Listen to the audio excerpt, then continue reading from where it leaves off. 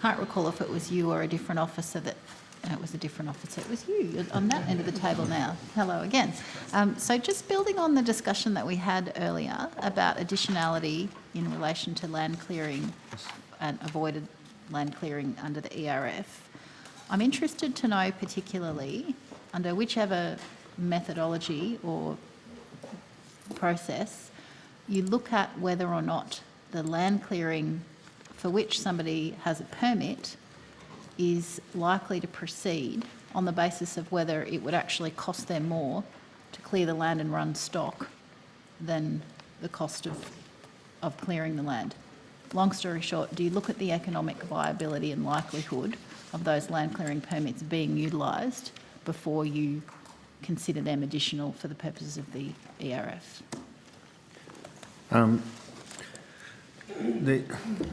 On a sector-wide basis, yes, not on a project-by-project basis. And the concept there is that with the methods, there is a baseline setting process that looks at what the business's usual circumstance would be in most cases in the absence of a project. And as a consequence of that, there is, land clearing going on everywhere where it's permitted, and you assume that people have gone to the expense, the effort and the economic driver of actually going out and securing those land clearing permits, and on that basis they exercise those land clearing permits, and that's the basis for setting the baseline in the method. Okay. It's not an individual farmer, will they clear that particular piece of land on an individual method, project by project basis. It's set as a method baseline. Senator, I might be able to help you. There's an issue called financial additionality, which I think is the issue you're going to, and that is it is often discussed around crediting or offset type arrangements. And in addressing additionality, you're really trying to address the issue that Mr Taylor's talking about, is someone going beyond what would ordinarily have occurred in the ordinary course of business? And a baseline, when we often talk about a baseline, we're really trying to establish for an activity in a sector, be it in energy efficiency or a sequestration activity, a planting of mixed environmental species, what's the baseline against which to then compare the action? When we go through these processes that Mr Taylor and Ms Tilley can talk to you about, going through technical working groups to set these baselines, we focus on really trying to establish what the ordinary course of business is. We don't try and sort of look into the minds of project proponents and say, would they have invested in this project or not if they were not issued units? That was a decision taken when the Carbon Farming Initiative was established back in 2010. It was an issue debated at that time. Senator Milne, I remember briefing, was engaged in the discussion around should we have financial additionality as an aspect of trying to determine whether whether the activity is genuinely additional abatement. And the decision at that time, and the government's maintained it as it's amended the CFI to effectively extend the CFI methods across other activities, is not to pursue this idea of financial additionality. So I think that's the crux of the issue you're asking about is, are we taking the individual financial considerations of a project into account? And the answer to that is no. We're really looking to see is, in the ordinary course of business, would this clearing activity or would this planting activity or energy efficiency activity happen? Now, in these crediting approaches, it's important that you monitor them on an ongoing basis. So one of the aspects of the expansion from the CFI into the ERF is for regular reviews of these methods to ensure that whatever baseline we've set that we're crediting above remains relevant to, the ordinary course of business.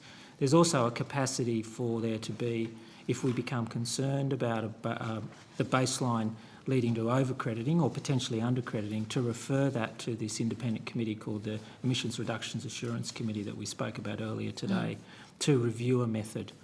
And the last thing I'd say is all these methods, they go through their technical processes, and if you like, we bring the experts together, but then we expose them to public consultation to give people an opportunity to put submissions in to say, you know, I would regard that as the ordinary course of business. I don't think someone should or shouldn't be credited for it. And we do receive submissions around that, and then this information's all passed on to those committees as they make their assessment to the Minister.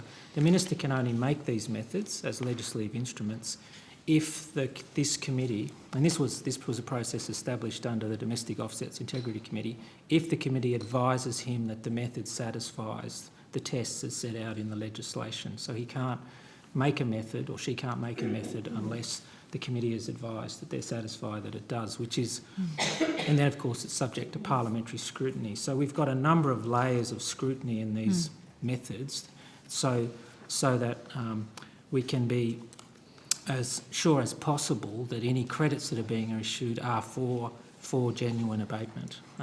We'd be the last to pretend that it's especially precise, you know, down to the nth degree. So we also include things like fixed crediting periods. So if we're crediting an activity, say an energy efficiency activity or other sequestration activities, there are other things that ensure the integrity. For sequestration activities, there's permanence requirements, for example, that you maintain a plantation, you maintain a planting, I beg your pardon, not a plantation, for a number of years, and then we only credit for example, under some methods for, say, 7 years.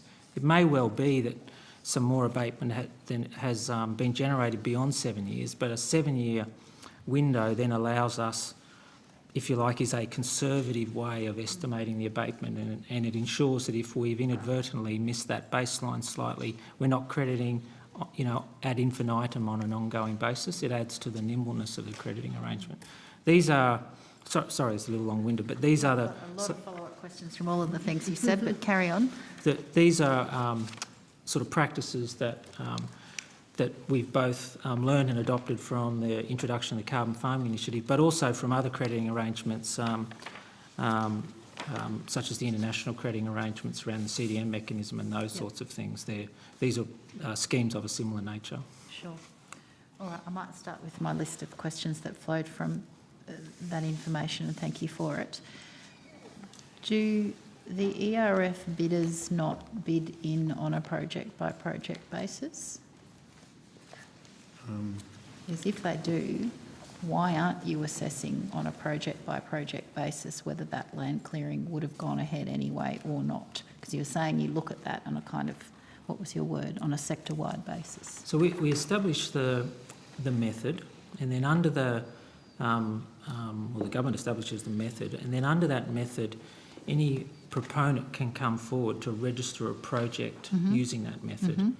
The regulator has some criteria, further additional criteria that he has to ensure when it registers that project, such as the project's new and... Fit and proper person, yada yada, yeah. Exactly. But in the design of the CFI and then subsequently the ERF, looking at it on a project-by-project basis would be a very administrative complex and lean very money dishing out. Very heavily against participation in the scheme, which is why we also, to ensure that the crediting is appropriate, have limited crediting periods and all the other steps that I spoke about in determining whether the method, we take a conservative basis on estimating the abatement likely to be undertaken from a method.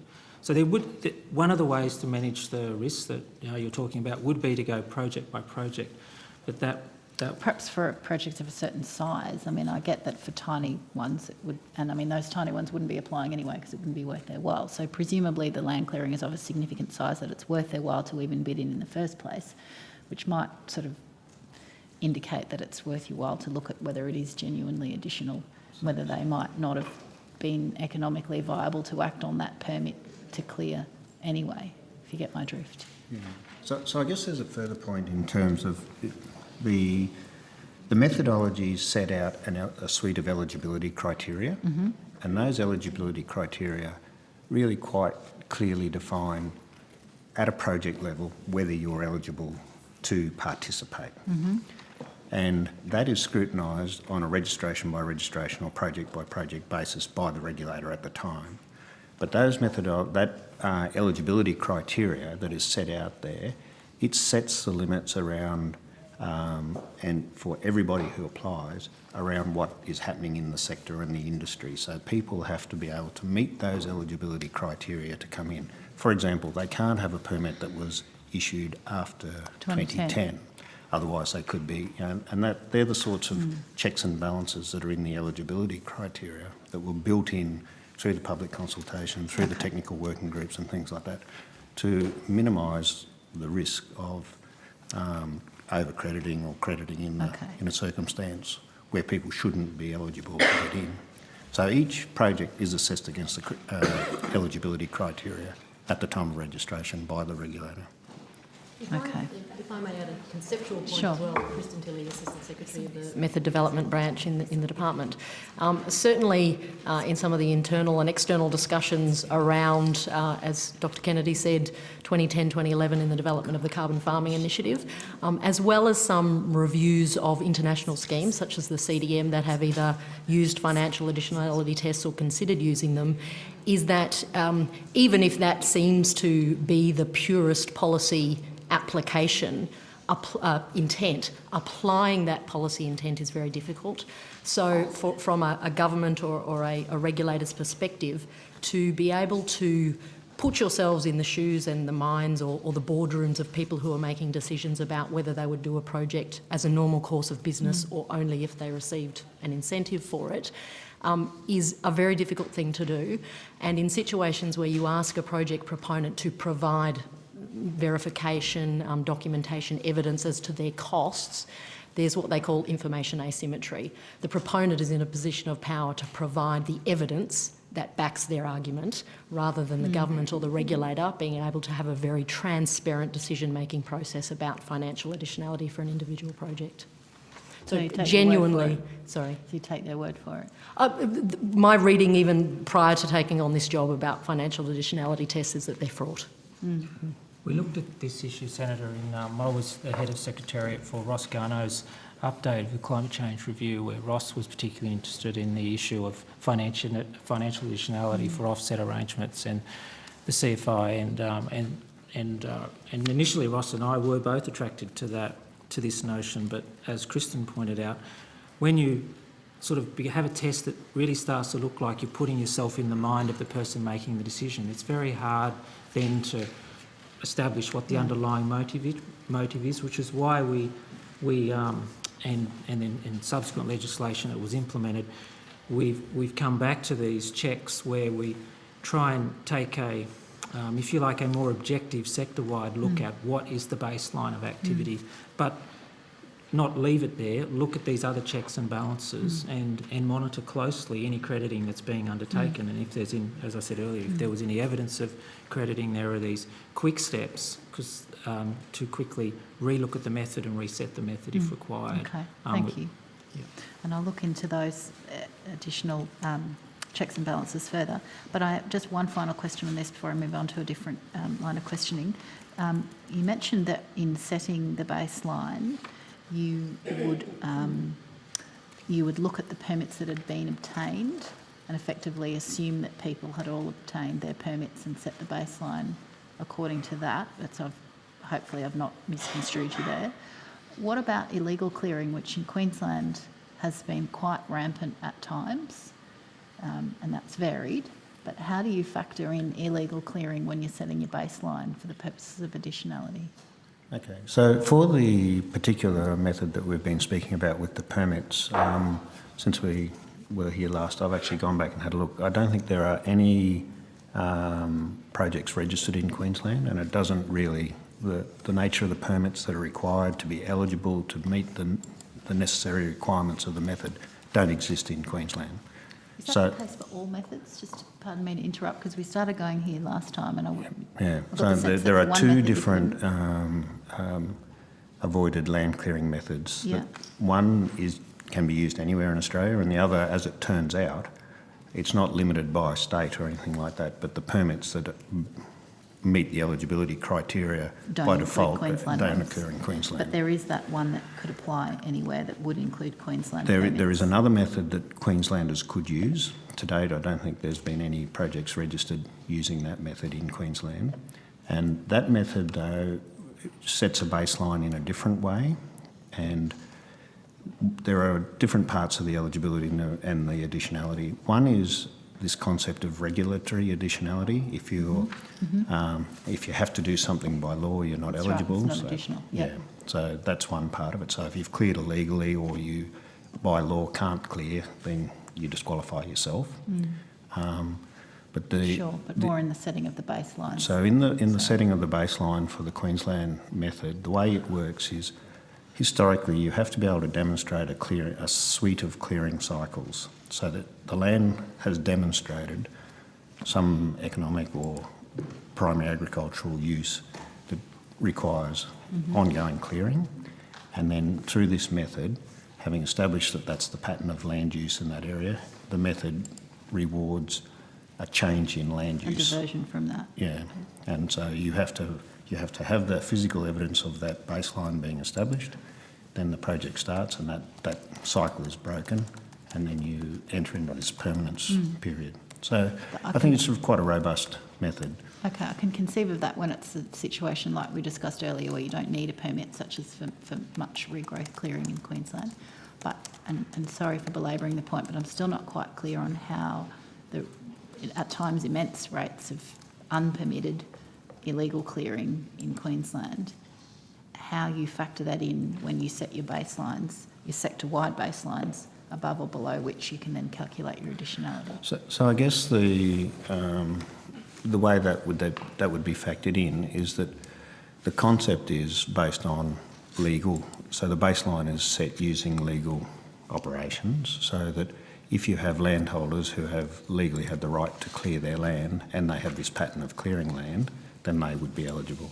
If you have landowners who either have illegally cleared their land or don't have a right to clear their land, then they wouldn't be eligible. So they're out of the equation for the ERF projects. Another way of putting that, Senator, is that any sort of illegal activity is going on is not in any way impinging on the baseline for the person who's been in a regular clearing cycle, who's about to change their behaviour. When we're looking at measuring the abatement on that block of land, it will be on has that block of land had a regular clearing cycle, and are they now about to change that regular clearing cycle? And hence somebody else's illegal clearing has no bearing on that. I understand that. And an important aspect to the regulatory thing, which I should mention, is the methods can't be introduced to start crediting for a loosening of a regulatory set of arrangements. They can be tightened if regulatory arrangements tightened up. So to make that clearer, if regulatory arrangements change such that land clearing was more able than it previously was in a state-based arrangement, under the existing arrangements we would not, and then someone changed their behaviour, we would not begin to credit the behaviour. Because it's not regulatory additionality. It would otherwise potentially have a perverse incentive in there to change. However, if the regulatory regime tightened up, we would have to re-look at the method to look at changing it, because now it's not satisfying the test. Yes. So it is a Okay, I one-way understand that. tightening test.